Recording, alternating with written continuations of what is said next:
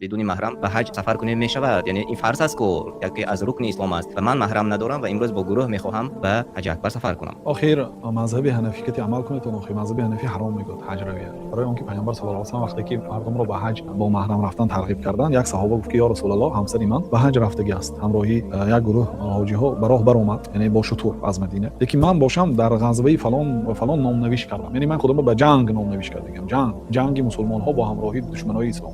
عسکر کم است، مسلمان ها حاجت به جنگاور دارن، من خواهشمندانه خودم رو به فلان جنگ نویسندگی هستم. لیکن زنی من به عمره رفت، به حج رفت، پیامبر صلی الله علیه و آله که راه رسیده گیر بزند، همراهی زنت حج، یعنی از جنگ او را برآوردن برای اون که زنش بی محرم نرود. بسیار دلیل های بی محرم نرفتن به قوت. لیکن من یه صحبتی دراز داریم، تقریبا یک ساعته حج بی محرم نامش، اما گرفته گوش کنن، چون که اونجا من بیان کردم، یا زنی که دبی میره هر هفته، یا زنی که هر هفته بی محرم ترکیه میره، این آدم رفتن گیرد، این بی همین هم شریعت اطاعت نکرد است. زار این همین آخرین دور بود و هدایت یافته بیو، چون که این به دیار کفر و دیگر جاها مثلا سفرهای دنیوی داره، تایلند میراد، آمریکا میراد، بی محرم میراد، و این حج با اومدن با محرم بیاد. این آدم شریعت رعایت همین ها رفتن گیرد. کدام آدمی که اگر پایبند دین باشد، همش عمل کرده، آماده است باشد، اینش عمل کنه. به هر حال مذهبی مالکی و طایفه از شافعی ها با بعضی شرط ها اجازه دادن، مثلا مسئله اختلافی است، مثلا مسئله که خلاف در این سائغ است، جایز است، یعنی میتونید ببینید پرهیزگاری کنید و درجه بلند دینداری را خواهید نروید، همراهتون شوهر یا پسر یا محرمتون رو پیدا کنید روید، نباشد آدم صبر کنید محرم پیدا کنید بعد روید، نباشد رفتن گرید و بی محرم رفتگیتون گناهکار میشید، عبادتتون الهیده است.